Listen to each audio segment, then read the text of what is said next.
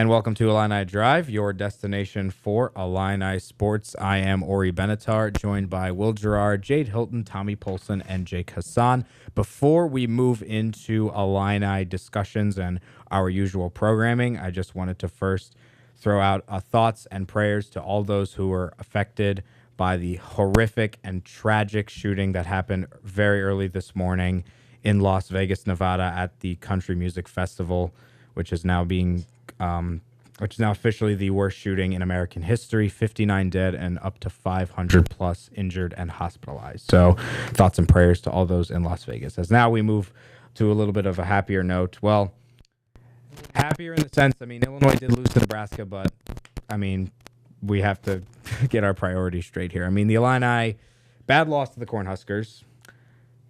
Glad I didn't even watch the game because I couldn't. 28-6 loss. And now, at the press conference this morning, Lovie Smith said there will be a change of quarterback. So we're assuming, he said in the press conference, he didn't definitively define.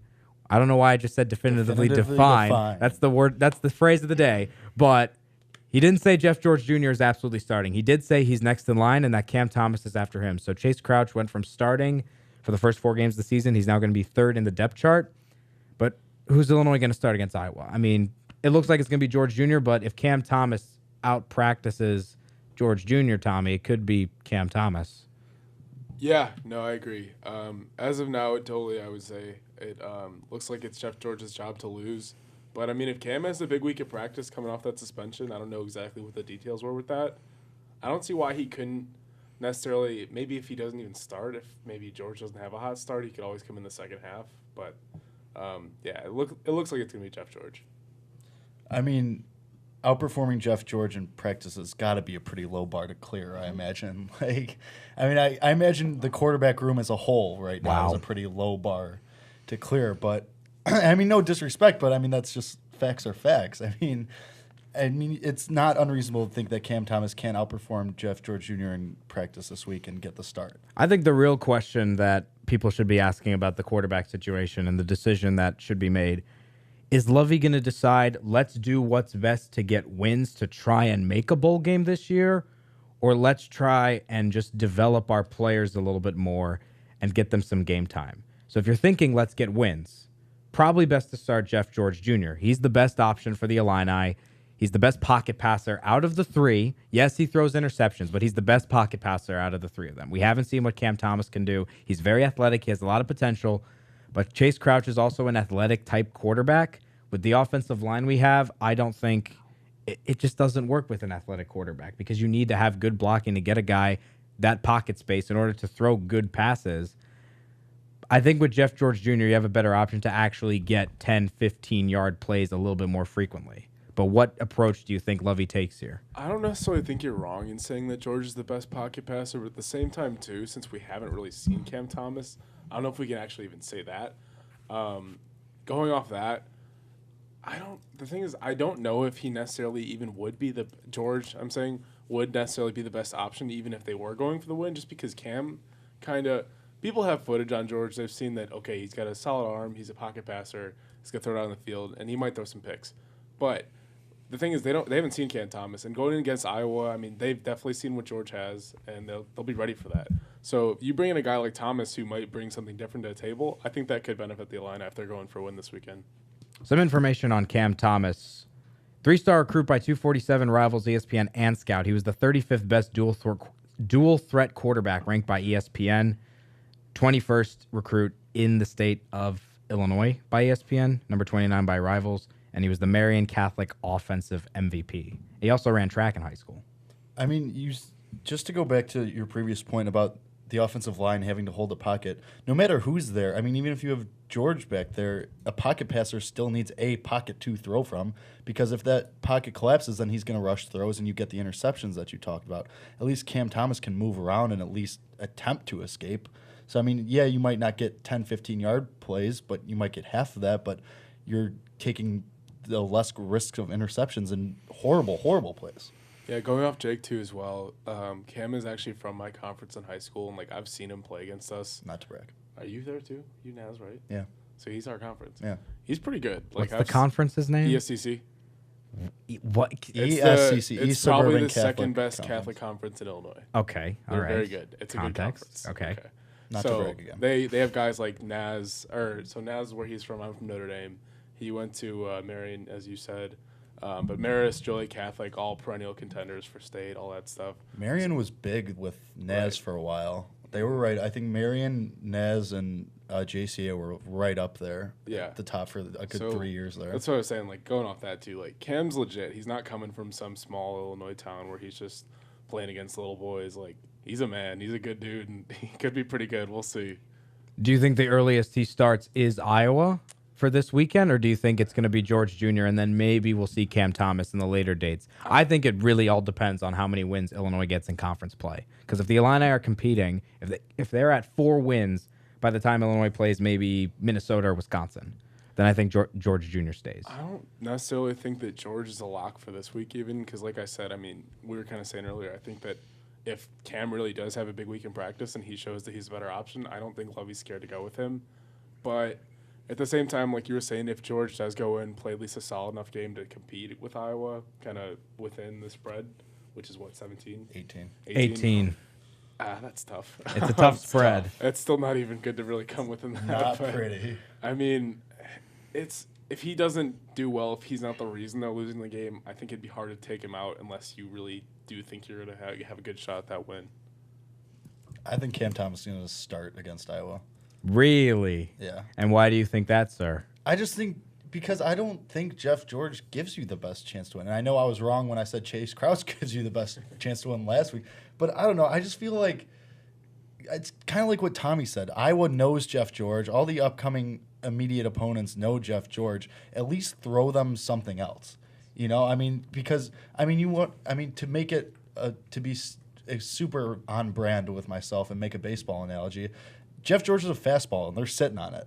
I mean, might as well throw a different look at them and give yourself a better chance for them to be thrown off by what you're coming out with. I agree with that. I think Jeff George is going to start, and that's the safe bet.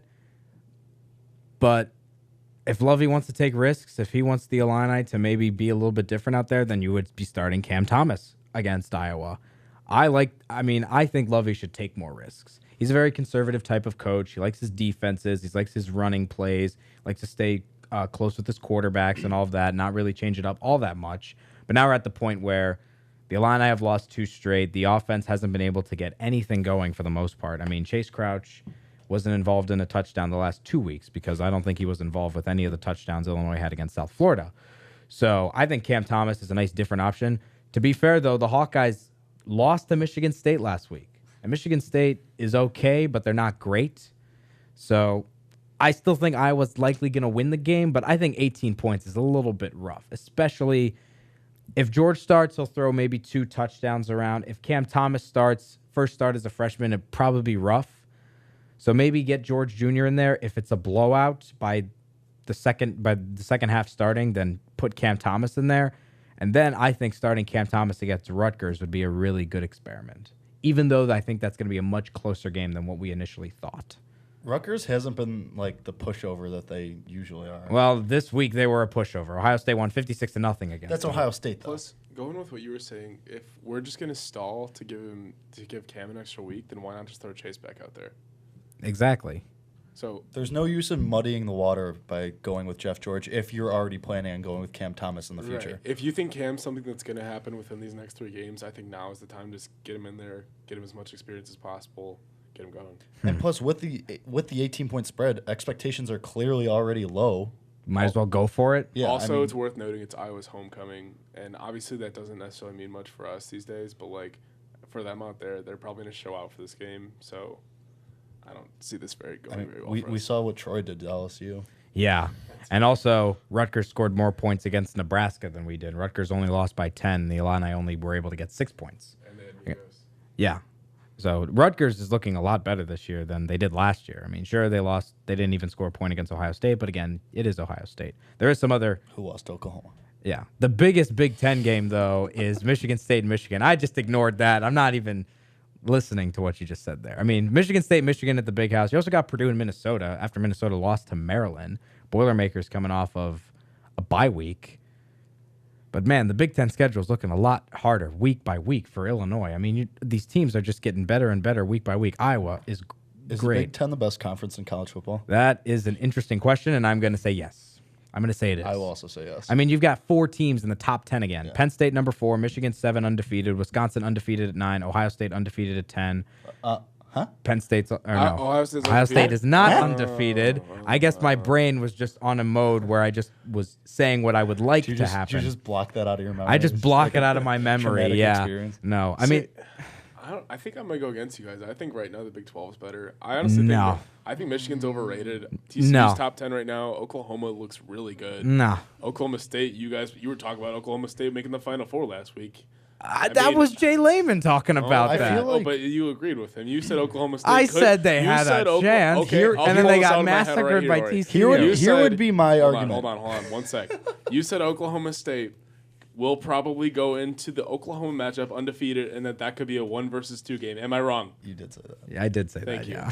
That's all I needed to say. My argument would be that the Big 12 is because I think when I look at the Big 10 is more of a complete conference as opposed to their teams are more completely built, whereas the Big 12 seems like an offense. It's all offense. Their defenses can't do anything. I feel like the Big 10 has more complete teams. So who do you think? So say we take the best. So who do you think is the best in Big 10 right now? Penn State. Top. Yeah. Just one Penn State. Penn State. I agree with that. How do you think that what do you think that matchup would go against Oklahoma? You have them. I'd take Penn State. Right now, I've been high on Penn State all year. I think I'd go Oklahoma right now. No? I would go Penn State. I'd go Penn State. I feel like top to bottom. Because I don't think Oklahoma's seen a defense like Penn State's yet. They beat Ohio State. Ohio State's defense hasn't been the greatest this year. Do you think that Ohio State's defense is worse than Penn State's? Yes. I don't think Penn State's defense is that great. I think they're Ohio carried by Saquon. I think Ohio State has more talent, but I think Penn State's defensive unit is more cohesive and strong together. Yeah. I think individually Ohio State has a better defense. I don't know. It's just, at least for me, I personally have watched Penn State play at least 4 of the how many games they have? 5 or 4? 5. 4. I've probably watched them play 3 or 4 of these games, or at least a good amount of those, and I probably couldn't name one person on their defense. But I can name at least 2 or 3 players. I mean, no one's scored more than 19 points against them. Not saying that they've played anyone worth really mentioning yet, but still, I mean, they've got 2 shutouts. They beat Iowa. I mean, in a last-second touchdown. That's their best win. Right, but I'm saying, I'm just saying I think that I still think I think you might be right. Penn State could probably beat him because Saquon is a god right now. Right. Yeah. I think that. So my thought on having the Big 12 as the number 1 conference right now. I think their top 2 or 3 teams overall right now are better than the Big 10's top 2 or 3 teams right now, because Michigan, I don't know, Michigan just hasn't impressed me. They look almost like what you'd expect them to be. Harbaugh really hasn't necessarily. They haven't really had that win that kind of sticks them out, saying, "Hey, this really should be a top 10 team. Like, these guys look really, really good this week." Mm-hmm. I don't know. They could just be me. Could be a preference thing, but I'm really surprised you didn't say the FBS Independents are the best conference in college football. I mean, Notre Dame, obviously. Who are the other independents? The rest of them have got Navy, Army, and not Air Force. Air Force isn't a conference. The other independent is who? Man, I should know this. Isn't it BYU? I should also know this. No, BYU's not independent anymore. They used to be. They're like the independent school, along with the independent school. BYU, Army, UMass, and Notre Dame. UMass. Those are the independents. I think UMass is in a conference now too. No. No, UMass is conference in basketball. Okay. They're independent in football. So yeah, I don't know. Knowing all the colleges and their conferences, just trivial knowledge as we're listening to Illini Drive here on WPGU 107.1, brought to you by the Illinois Fighting Illini. For tickets and info on the Illini, visit fightingillini.com or call 1-866-ILLINI-1. Once again, fightingillini.com or call 1-866-ILLINI-1 for more ticket information. But, man, this Big Ten schedule for Illinois, week by week, as I mentioned, it's getting harder and harder. They don't have to play Penn State, and they don't have to play Michigan, and they don't have to play Michigan State. But, man, Rutgers is not a pushover. That's going to be a game. That could be a really exciting game in 2 weeks. Minnesota, really good. Wisconsin, still flying under the radar. No one's even mentioning them winning the Big Ten. I think Wisconsin's better than Michigan. I agree. I also agree. I would say that, too. I think the Harbaugh name gives them a slight edge over. I think that's why Michigan gets that 2-spot edge. Yeah, I mean, I think Wisconsin's better. The only reason I would say Michigan we have to really see how good Michigan is when they play Penn State in 2 weeks. That's going to be the game that we finally know who's better, Michigan or I don't Wisconsin. think that game's gonna be close. I think You- Saquon's well- gonna murder them. I kind of You feel argue I kind of that feel that murder. too, because I feel like Harbaugh wanted, like, I feel like his team, his Michigan team so far, when they come to big games like that, like a Penn State game, I feel like they kind of blow it. They didn't really Almost happened last year against Iowa. They didn't really blow it though against Ohio State. They kept it really close, and they could have won that game. It was Harbaugh's unsportsmanlike penalty that cost them that game. They did lose to Indiana. That game Thank they God he blew. has the holdback guy now. I love holdback guys. I mean, Michigan the new hottest Michigan was great So the whole funny. season last year, but they lost a lot of their talent. I think Michigan is still worthy to say they could win their division in the Big Ten and maybe win the Big Ten as a whole, because Ohio State has that loss. Whoever loses the Penn State-Michigan game is not out of it unless Ohio State beats Penn State. I mean, Orri, can you really say? I'm just curious. At least I'm asking you personally. Do you think that, like, as obviously you like Ohio State, have they really? And thank you for stating that. Right, right. I'm just saying, have they really impressed you this year so far? Like, Ohio have they State stood out No, as a team? no, they haven't stood out. Not at all. JT Barrett has not been He looks horrible. anything. Anything that we expected. saw 2 years It ago. seems like he got transported somewhere. That Clemson game is the defining moment of his career. And he's got the most touchdowns and the most yards of any Big Ten, of any Ohio State quarterback or Big Ten quarterback of all time. And this is the guy who took Ohio State pretty much to the national championship until he got injured, and Cardell Jones had to win Ohio State the national championship. And JT just didn't do anything in the semifinal, and he's been fine. I mean, he's been okay, but come on, Ohio State, after losing to Oklahoma, crushed Army, crushed UNLV, and then they just shut out Rutgers. Next up is Maryland, which will be closer, but Ohio State will still win.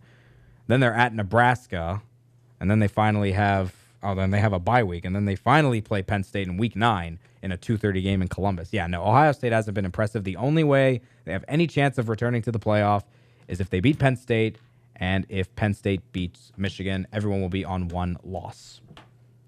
And then Ohio State has to beat Michigan. It's a lot of ifs. There's a lot of ifs. I mean, that's what college football is. It's all these ifs, and also it depends on the peoples of the AP and the people who do the playoff rankings. It's very subjective, college football. Because, like, Alabama's going to be number 1 in the country the entire season, and then maybe they're not the best team because they play Penn State in the playoff, and then Saquon Barkley has 4 touchdowns. You know, look at the first playoff we had. You know, Florida State, Oregon destroyed them. Everyone said, oh, TCU dominated Ole Miss in their bowl game. They should have been in the playoff. This happens every year. Ohio State in the playoff. Oh, should have put Penn State there. So no matter what, every year, whoever's in the playoff, there's going to be that one team who gets crushed that someone says, oh, they should have put this team in there. So that's just the nature of college football in general. You just never know who the real best team is. Even after the national championship, you don't really know who's really the best team in the country. That's why I think there should be more non-conference games, and it should be a little bit more like college basketball. I think you should play 4 non-conference, maybe 5, and then finish it off with 7 conference. Do you think that would bode well for a team like Alabama? Because I feel like they would just continue scheduling their soft teams like they do, and they would end up just not. I think if they started playing anybody real, if they put more if they added more non-conference games, like let's say SEC, let's say all of college football, you have 5 non-conference games. Alabama would have to schedule at least 2 or 3 good games to be competitive, because they're going to play. I think that would hurt them though, because it's almost like they're already playing a very tough schedule in the SEC. I know, but just like the Big Ten too, any Power 5 team. Yeah, but that will separate the really good Power 5 teams from the really bad ones, and we'll actually have a good understanding of who the best teams in the country are early on in the season, because that's what you want. In any professional league, you know who's at the top and who's at the bottom by the 2nd or 3rd week the regular season's going on. In college football, you don't know who the best team is until the season ends, and even then you don't know. Because after Clemson beat Alabama, oh, but what if Clemson played Penn State? What if Clemson played USC? We don't know, because these things don't happen, because there isn't a big old playoff that's got 16 teams, which would be incredible. I would love that. There's only a 4-team playoff. Expanding the playoff, maybe giving team buys, but I think the root of it is you've got to schedule more non-conference games. I think each team should have at least 4 non-conference, and they should play 2 Power 5 teams outside their conference. When do you think they're going to expand the playoff? Because eventually they have to they at will. least 8. They're going to do it soon. I say they expand it to 8, Oh God, probably I think within 2 years. not within 2 years. You don't think so? Mid 2020s earliest. They're going to give it, late. but they're going to give it some time. They need to give it more time. They need to have a system in place that's regular. I mean, people thought, oh, maybe they add more BCS bowls. They didn't do that for a really long time. They didn't even add a national championship game solely by itself until 2007, and that was 10 or 12 years after the BCS first started. And they were just saying, oh, the Rose Bowl's the national championship. Oh, the Sugar Bowl's the national championship year. And then everyone got confused. And then they decided, let's add a national championship game. I think 2020's minimum is when we see an 18 playoff. And then when we do, it's gonna be great. It's gonna be fantastic. I sound like Trump with the great and the fantastic, but still, it's gonna be great and fantastic. It's not wrong. I mean, because even when it first started, people wanted more teams. I mean, as soon as they announced that there were 4, I mean, I think it was the first year, there was a lot of teams. I think Michigan State was up there. There were a couple teams that were at like 5, 6, and 7 that people were already wanting it expanded. That's why I think it's going to be sooner, because there's every year you get a couple teams that are at 5 and 6 or maybe 7 and 8, and people are mad and want more games. I mean, think about it. Nobody ever can get enough like college playoff football because it's always good and people always watch it. Yeah. So I mean the market's there. And look how much March Madness does. People love college playoffs. Even the NCAA volleyball tournament or the NCAA soccer tournament, it generates a lot more viewers and a lot more interest because College World Series, softball World Series, everything. College playoffs. People love college playoffs because you get to see all these schools come together and combine. You know, who would have thought Ohio State would play, LSU in the baseball final or something? It's just all these possibilities because there's just so many colleges. So, and it's an interesting idea. So, playoff committee, Condoleezza Rice, if you're listening, 18 playoff. That'd be nice. Also, Illinois would have a better chance of making it because there'd be more teams. Come on, it's math. It's just basic math. More teams means a higher chance.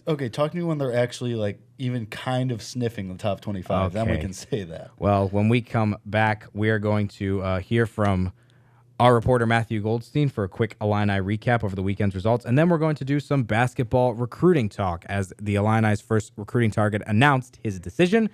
We'll talk about that and more when we return to Illini Drive on WPGU 1071. You're watching Illini Drive on Urbana Public Television. Tune in Monday nights at 6 p.m. to listen live on WPGU 1071. Welcome back to Illini Drive here on WPGU 1071. Before we move on to talk Illini basketball recruiting, let's hear from our very own Matthew Goldstein for the Illini results from the weekend. Good evening. I am Matthew Goldstein. Time for another edition of the Illini Weekend Recap. Soccer's 3-1 win over Indiana ends a 7-game losing streak that lasted almost a month. Okay. Senior Carl Marbury scored 2 of Illinois' goals, while sophomore forward Kelly Mayday put in one as well against the Hoosiers. Volleyball started off the weekend with a straight set loss to Penn State on Friday. Sophomores Jacqueline Quaid, Beth Prince, and freshman Megan Cooley led the orange and blue with 9 kills each in Pennsylvania. The Illini bounced back with a straight set win over the Rutgers Scarlet Knights. Beth Prince and Ali Bastianelli each had 9 kills in the Illini's 12th win of the season. Lastly, men's cross country had a 5th place finish at the Greater Louisville Classic. John Davis led the way with the 4th fastest 8,000-meter time in Illinois history. His 23 minutes and 43 seconds run placed him 12th overall. The women finished in 22nd place out of 32 in Louisville. That was your Illini Weekend Recap. I am Matthew Goldstein, Daily Illini Sports. Thank you, Matthew. As we move on now to some talk about Illinois men's basketball. They had their first practice today, but the bigger news out of the Illini men's basketball, it was Saturday. Okay, it was Saturday. I see. This is what happens when I'm. This is what happens when I'm off the grid for 25 hours. I just lose my whole schedule. So yeah, they had their first practice this weekend. But the big news surrounding Illini men's basketball today is 3-star recruit George Condit from Chicago, Illinois, committing to Iowa State. He had Illinois as one of his top 3 schools, along with Iowa State and New Mexico. And Condit announced today at around 4 o'clock that he is going to Iowa State. So Tommy, who is a basketball columnist for the Daily Illini, you should read his stuff. He's going to have probably a story about this tomorrow that's going to be online at dailyillini.com. Tell us a little bit about this. Yeah, I mean, it hurts. Condit kind of came out of nowhere this year. he was always like big, but he's always a very raw prospect. And kind of back right in the beginning of the summer, he kind of started to blow up because he had a big summer in the AAU circuit, averaged like, I think it was like 18 points and like 16 rebounds a game. Like he's a big guy. He's like 6'10", 6'11". Yeah, 6'9", 200 pounds. Yeah. So I mean, we were Underwood right when he got hired was one of the first to offer him. He was the first real like big Power 5 school, and so I mean, we the whole time had him as a big priority. Looked really good, and again, it kind of came down to New Mexico was in his final three. They were really never in contention. I don't think it was really more between Illinois and Iowa State where he eventually ended up going. But his dad was a football player at Iowa State. He has the legacy connection.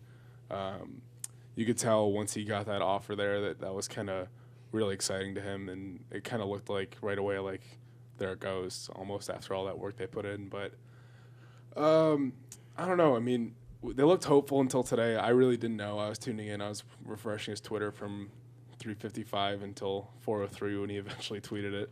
But yeah, I mean, it's disappointing, but I don't know. There's still some other targets out there. Castleton will be this week. Landers Nolly will be Saturday. And then definitely be looking at some other guys too. So, yeah, this is this could have been a big recruitment for the Illini if they were able to get George Condit, because if they got Condit, they're expected to get 5-star big man Ayo Dosunmu. He's point guard. Oh, wow. I am silly. See, this is what happens. I'm telling you. This day. That's why I'm here. Okay, thank you. But anyways, I think having that depth at the power forward is important because big man-wise, Illinois is going to be somewhat thin next season. I mean, LaRon Black's going to be a redshirt senior next year. Junior. He's it's all updated on the website. Yeah, he's a redshirt junior this year.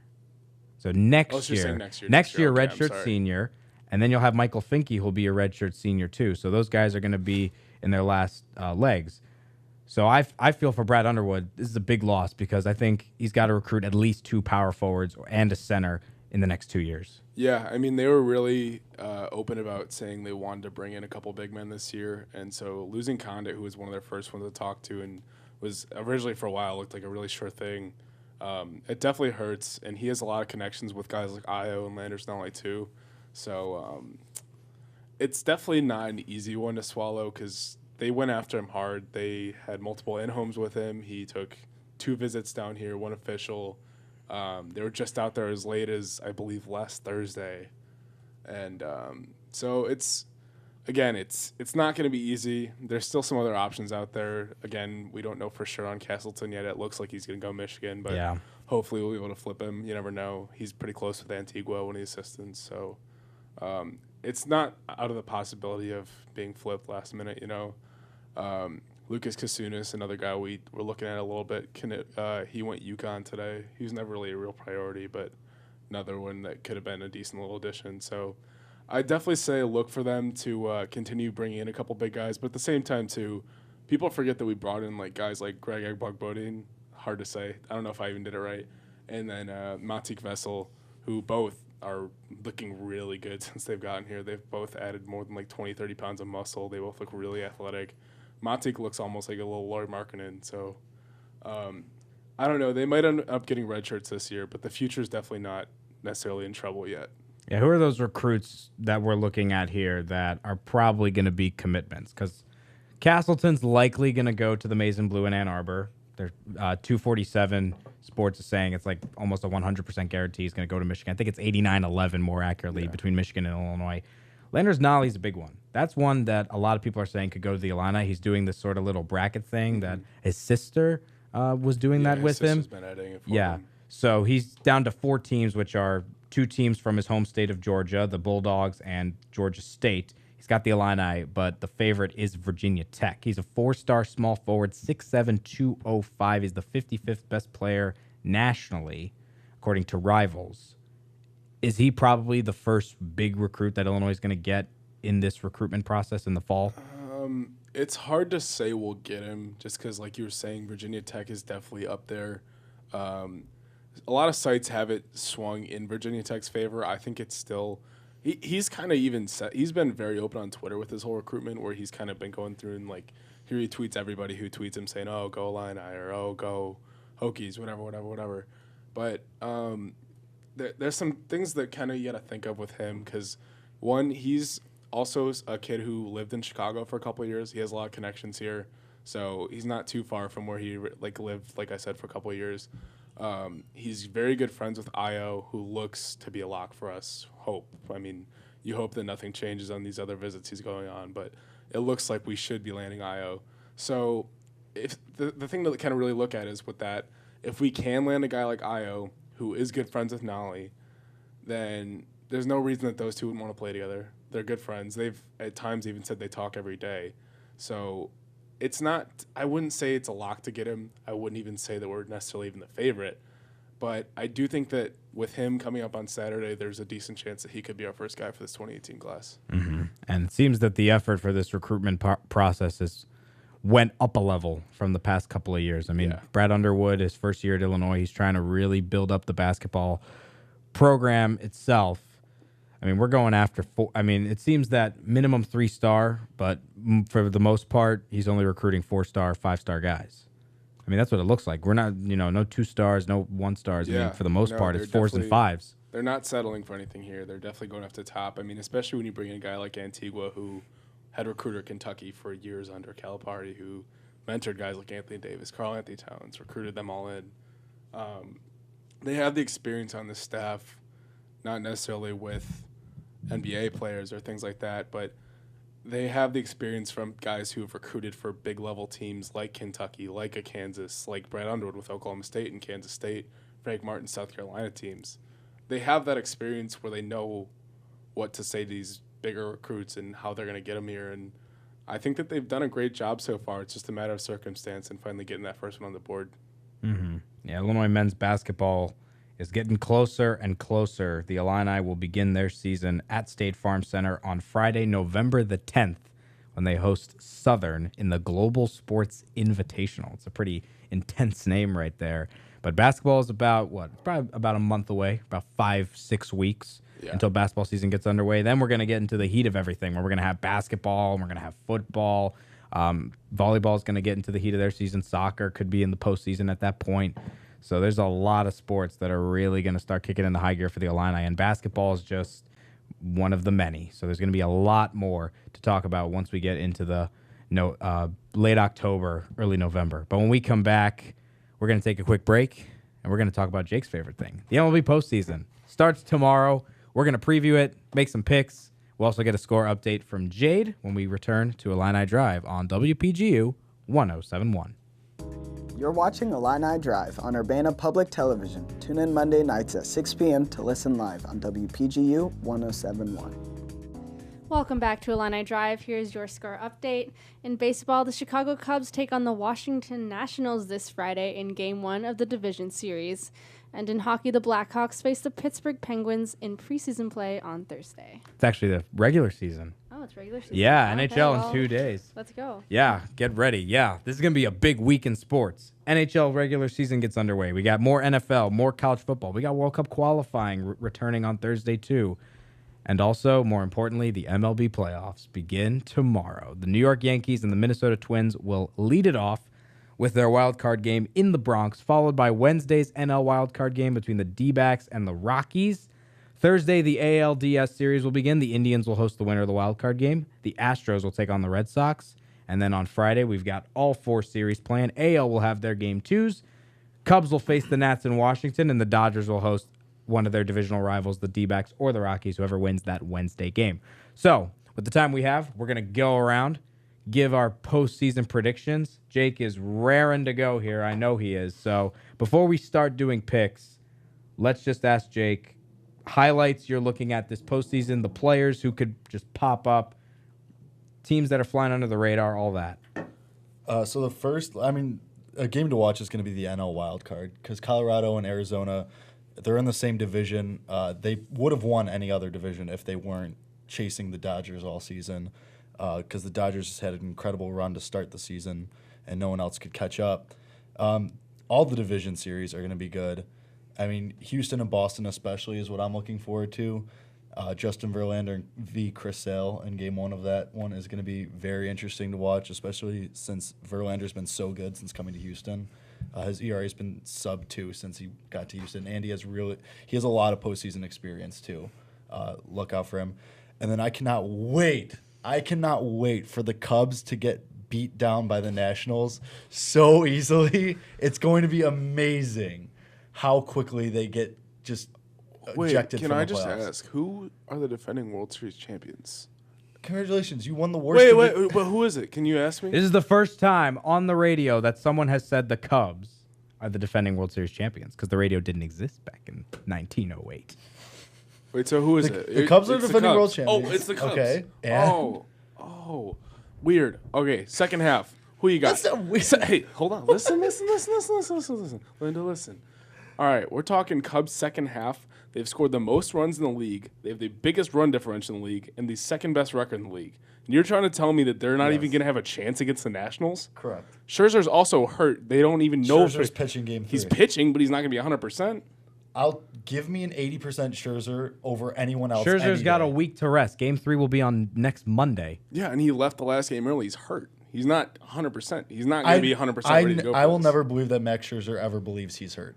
I mean, he's you're not wrong there. He's just crazy.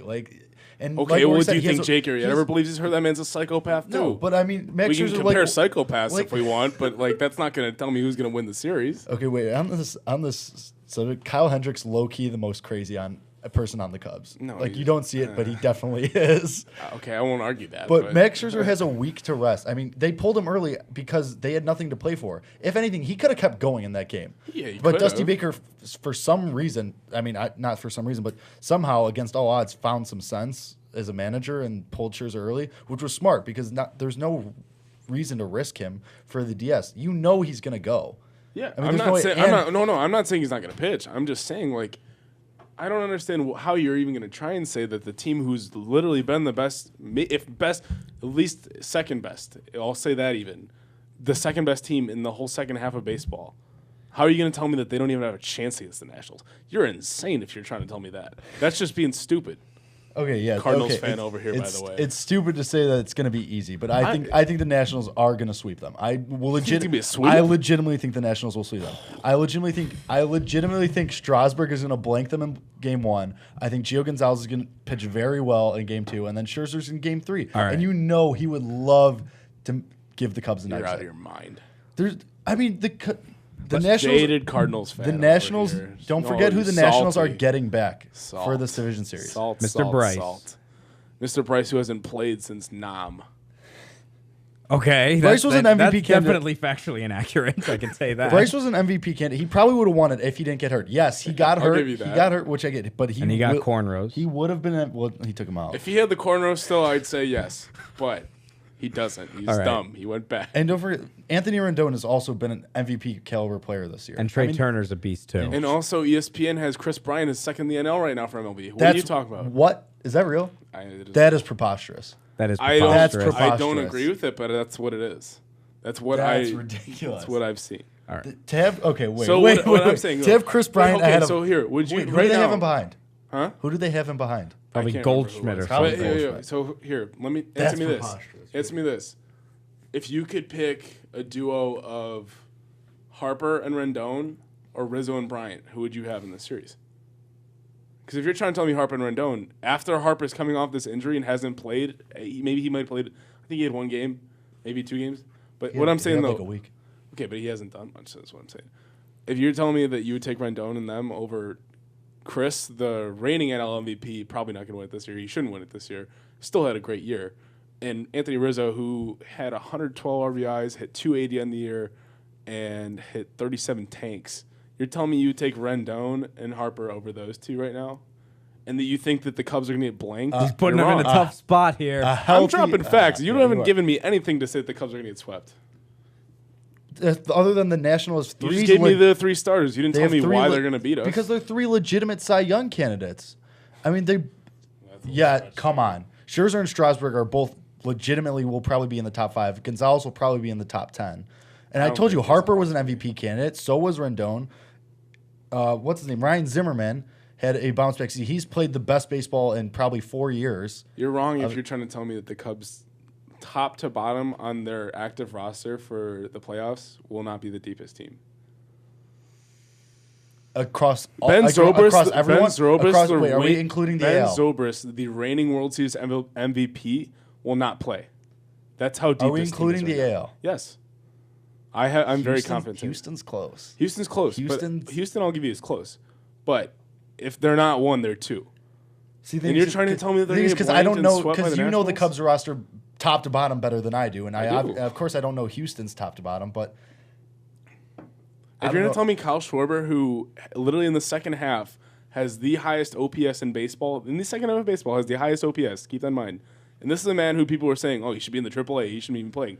He has the highest OPS in the second half of baseball, and he might not even start. That's how deep this team is. I mean, he shouldn't start. He should start.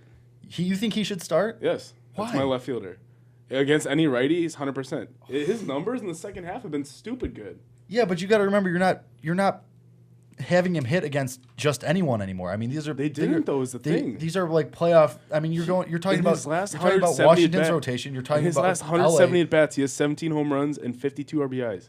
Yeah, but I mean, you're sprinkling in other pitchers in there from like Milwaukee and St. Louis. Sure, not every pitcher's Max Scherzer, but I mean, it's not like he's facing trash. It's still an MLB pitcher.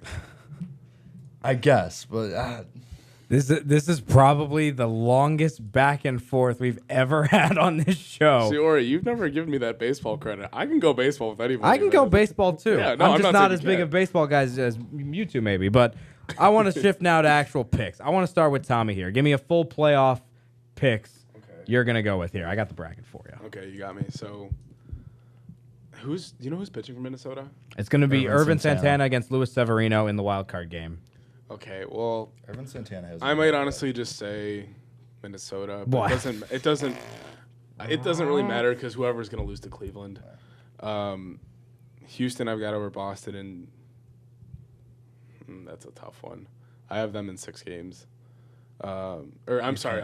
Five. Yeah, 5. Okay. Yeah. So then I've got.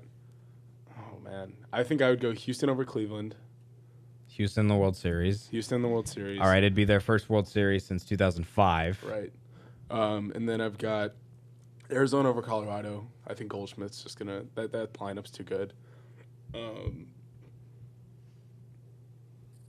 Cubs, Nats. I mean, you have to pick. I've got Cubs. Okay, obviously. I personally, I mean, I can honestly say I genuinely think that they're going to win.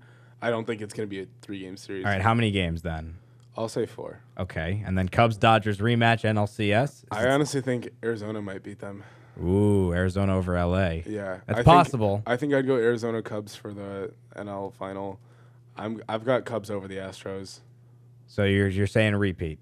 Is that the heart or the head speaking, or both? It is. The thing is, like, people they've been like, oh, the Cubs really haven't been the same team this year.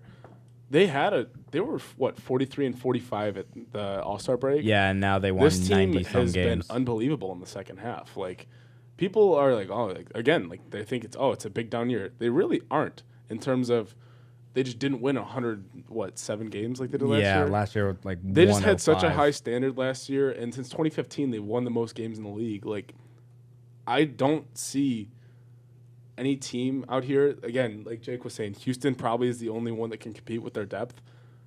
I just don't see any team that can compete with their depth. All right, so we got Cubs over Astros from Tommy. Let's go to Will now, the other Cubs fan. So what do you want? My picks all through the bracket here, or you can go all through. You can just do World Series. It's up to you. Okay, I think we're gonna see Cubs Red Sox World Series. Oh.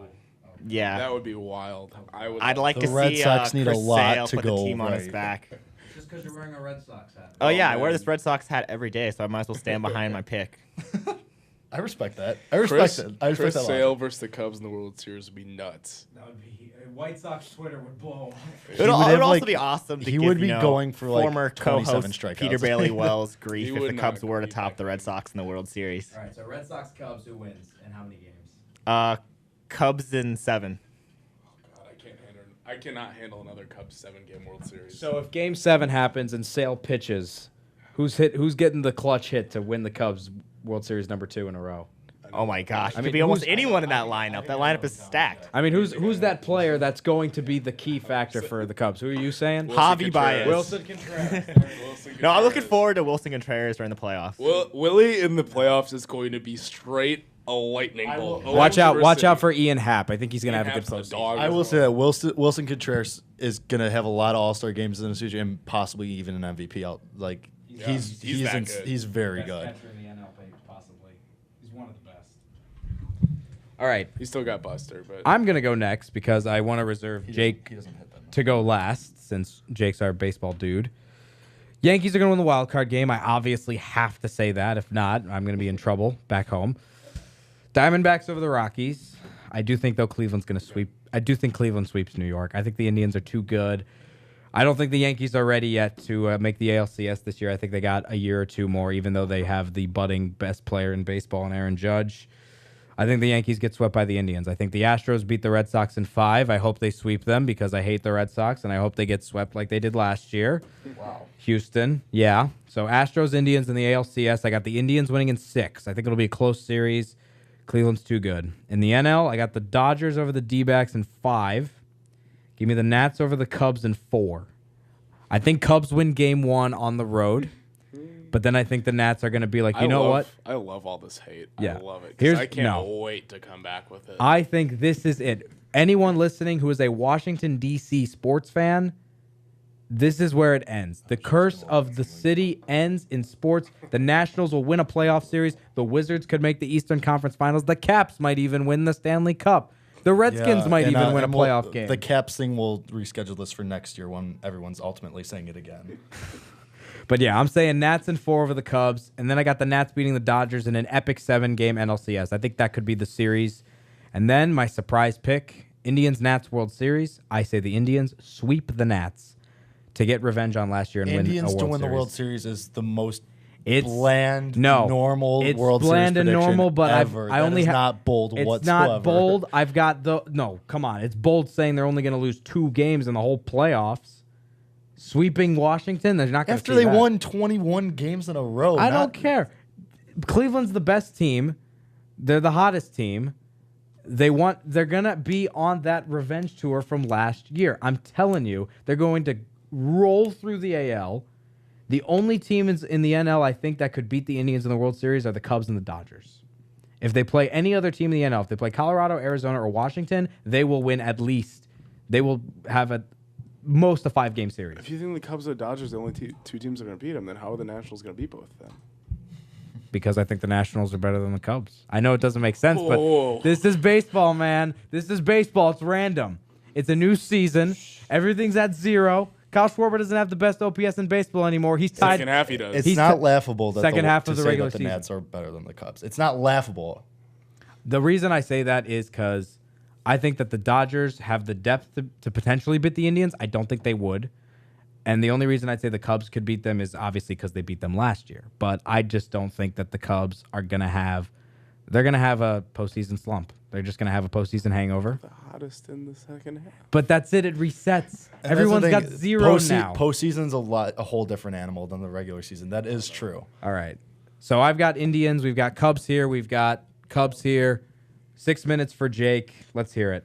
I'm going to start in the AL because that's a lot easier to me. New York's going to beat the Twins handily. Yeah. I mean, because the Twins don't have the offensive firepower to keep up with the Yankees. Yeah, and Severino's going to throw a perfect game. Yeah. Oh, okay. And plus, in Yankee Stadium, I mean, Miguel Sano's probably going to hit an absolute tank, but I mean, Aaron Judge is going to match him, and then Gary Sanchez will probably match him too. Trying to pick between Boston and Houston really hurts my heart because that's going to be such a good series. I mean, I'm going to watch every inning of that series probably. Ultimately, I think I'm going to go with Houston. I don't trust Boston's pitching staff outside of Sale and Kimbrel. I don't trust David Price. I don't trust Rick Porcello. They just haven't been as good as advertised this year. I mean, Rick Porcello won the Cy Young last year, and he's been flaming garbage this year. I mean, it's just been bad. Well, Rick Porcello shouldn't have won the Cy Young last year anyways. Have. That's true. Houston, I mean, meanwhile, Verlander's been phenomenal since coming to Houston. Dallas Keuchel had a bounce-back year. They have the MVP. Lance McCullers is a great number 3 option, and, I mean, they have a really deep bullpen. Ken Giles, who they got from Philadelphia last year, was bad last year, was lockdown this year. Chris Davinsky is an awesome fireman, and he's got like the Andrew Miller thing going for him. He could come in whenever, go multiple innings. And you're right, they have the probably AL MVP in Jose Altuve. Not to mention George Springer, Carlos Correa. Those guys are veteran experience. Yeah, I mean, Beltran and McCann. And Josh Reddick, too. Josh Reddick is a good veteran presence. So I'll say Houston over Boston. I think that one's going to go 5 games, though. Cleveland over New York. That one's not going to be close. How many games? Don't say sweep. No, I said sweep. No. I'm going to say... Give him a win. I'm going to say that one goes 5-2 because I don't trust the back end of Cleveland's rotation. Oh, thank you. I appreciate that. Kluber and Carrasco are great. Kluber's really great. Carrasco's very good. But I don't trust Bauer or Tomlin or Salazar. Well, because Judge will hit a laser at Bauer's hand and he's going to bleed again. Oh, okay. And then he'll be out. That was very passive-aggressive. No. I'm passive-aggressive at the Lake Erie Bugs from 07. That's why I'm passive-aggressive at Cleveland. Anyway, I mean, Trevor Bauer has the stuff to be good, and he showed it last year, but I just don't trust the back end of Cleveland's rotation, and their bullpen has not been as good as it was last year either. It doesn't have the variety. It doesn't have the they just can't use as many guys in as many different situations this year. But I will say Cleveland beats New York. Houston beats Cleveland in the ALCS. That one is going to be a 6-game series for 6 or 7 probably. All right. I'll say Houston wins. I think Houston should have been here last year, but it was just a mix of different things. Carlos Correa had a sophomore slump. George Springer hadn't broke out all the way yet, and they had some pitching issues to deal with, as well as Dallas Keuchel wasn't right last year. Houston goes to the World Series for the AL. Wild card game, the Diamondbacks are going to win over the Rockies. Zach Greinke against whoever. I don't even know who the Rockies are going to throw out. Gray, probably. Probably John Gray, who is still a very young pitcher, who has had issues with the home run. And Arizona's lineup just goes up against with anyone. Is that in Arizona or Colorado? Arizona as well. Okay. So, I mean... it's a big home field advantage, because if it was in Colorado, the Rockies would have a huge edge. I don't know, because, I mean, it's kind of a moot point, so, I mean, we won't even go there. But Arizona's lineup's just ridiculous. David Peralta, Paul Goldschmidt. I mean, you have J.D. Martinez, who hit almost 30 home runs in 60 games with them. Player of the month. It was insane. I mean, he has to be the second-half MVP, probably. He's really good. Arizona has had a low-key, very good rotation this year. Everyone talks about Zach Greinke, but Robbie Ray and Zach Godley were very good. Tyjon Walker had he used to be a top pitching prospect. Everyone thought he'd be like on the level of a Kluber or a Sale when it comes to a pitcher, but he never really fully developed. But he had a sub 3.5 ERA this year, which is very good, and you only need 4 guys in a postseason rotation, and then you can go to the bullpen. I mean, and you have your 5th starter from the regular season who could be the long man. Regardless, Arizona over Colorado, it's close. It's going to be 5 games, Arizona and LA. But I think LA will pull it out in the end. I think they're just way too talented. I mean, when you talk about Kershaw and Bellinger and Turner, and Puig has quietly had a really good year. They got Curtis Granderson, who's been pretty good for them. And then the kid Chris Taylor in center field for them has been a revelation. I think he hit almost 30 home runs, which is insane for a center fielder these days. I think LA wins that one in 5 games. After Tommy's argument, I will say that the Cubs and Nats isn't going to be a sweep. I think it was a little just too much hate in my heart saying that the Nats were going to sweep. I think that was pretty obvious. Logic dictating, I think that one's going to go 5. I think speaking logically, but it's Washington, right? Let him talk. I know. See, because I'm not. Yeah, I've been advocating Washington's going to sweep, but it'd be silly to say I haven't been thinking about the Cubs, because I do think they're a very evenly matched team when it comes to it at the end of the day. Because, I mean, like we said, and like you said, they are the defending champs. They themselves, I said Nationals have 3 Cy Young contenders in their rotation this year. The Cubs had 3 last year. And they're still there, plus Quintana. The postseason's a whole different animal. And Quintana, who's a Game 4 starter. I'd take Quintana over Tanner Roark, probably. You think he's their Game 4? I think it's going to go Lester, Arrieta. You think it's Hendricks or him? I'd say Hendricks. I'd say Hendricks, but I can see Madden breaking it up and wanting to go lefty-righty, lefty-righty. For me, it also depends how the series has gone so far. Say the Cubs are down 0-2, I want Quintana.